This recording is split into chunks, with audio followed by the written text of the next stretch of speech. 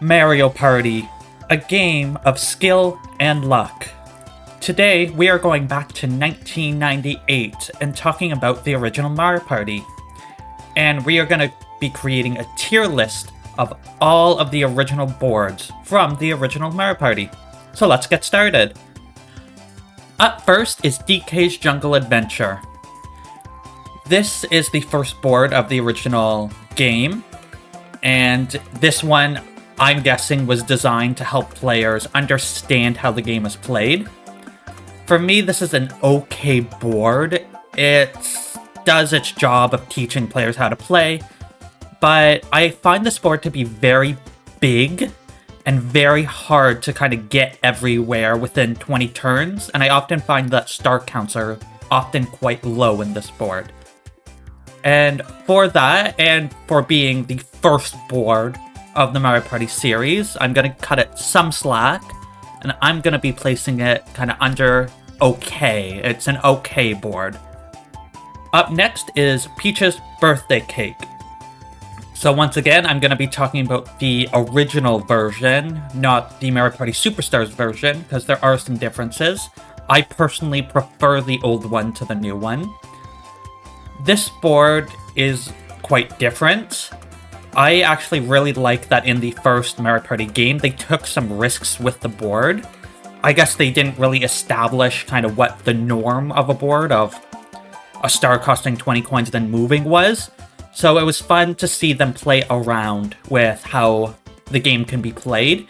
And they do a good job here. This board is quite different from the others, as the star does not move. And the board essentially is designed to steal from each other by buying the strawberries or the piranha plants.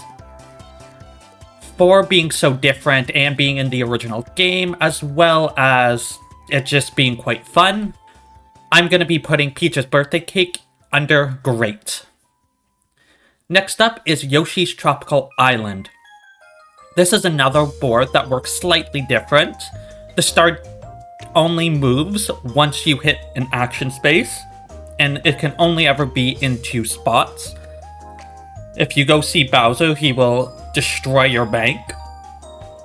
For me though, I do have some problems with this board, as just landing on action space after action space can just get quite annoying. The cutscene is quite long, and although it's kind of a unique thing to kind of have to plan out, being that landing on an action space is quite random, I do find that luck wins this board more than skill.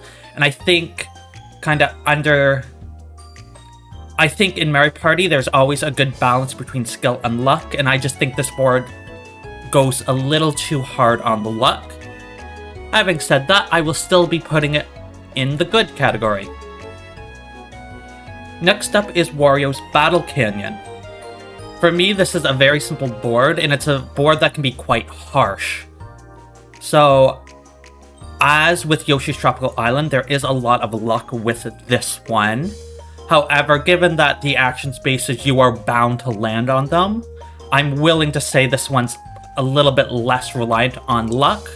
And really the only lucky part about this board is just landing on the individual island when the essentially aim is going all over, and you just have to time it so that it lands you before the star. But other than that, this game I find is a very good mix of luck and skill. I really like that you can bring people to Bowser. There's a lot of chances in this board to be quite ruthless to other players.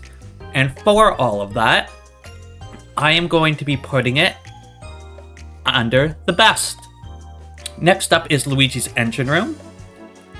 For me, this is a hard one to rate because I do see that there's a lot of skill involved with this. You really have to plan your routes. However, I am rating these boards off of my personal experience. And my personal experience is with playing with friends that have a wide gap in skill. So often, playing on Luigi's Engine Room typically leads to landslide victories, which aren't fun when it happens every single time.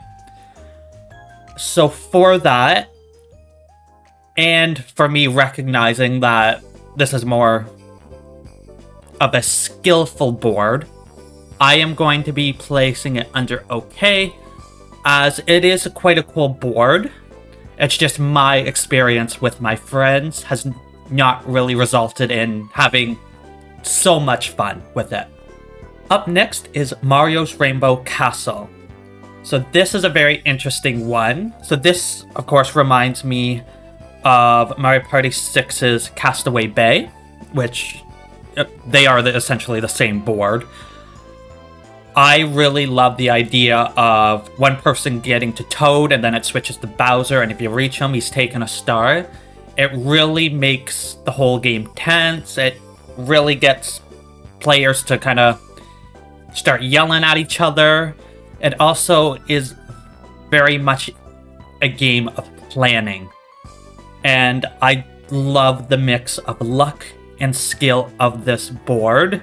I personally think Castaway Bay and Mario Party 6 is still much better. However, I can't deny that this is a solid board, and I will be placing it under Great. Next up is Bowser's Magma Mountain. So this board, I fully admit, I have probably spent the least amount of time on out of these 8. It is quite a large board, however, you can take some shortcuts or some bridges as long as you pay and then beat. I think you roll a dice and it either allows you or doesn't allow you to cross the path. For me, this board is okay. There's some kind of cool moments with the bridges and the fact that you either go see Bowser or you go see Boo, and Bowser absolutely destroys you, just like he does in every other board.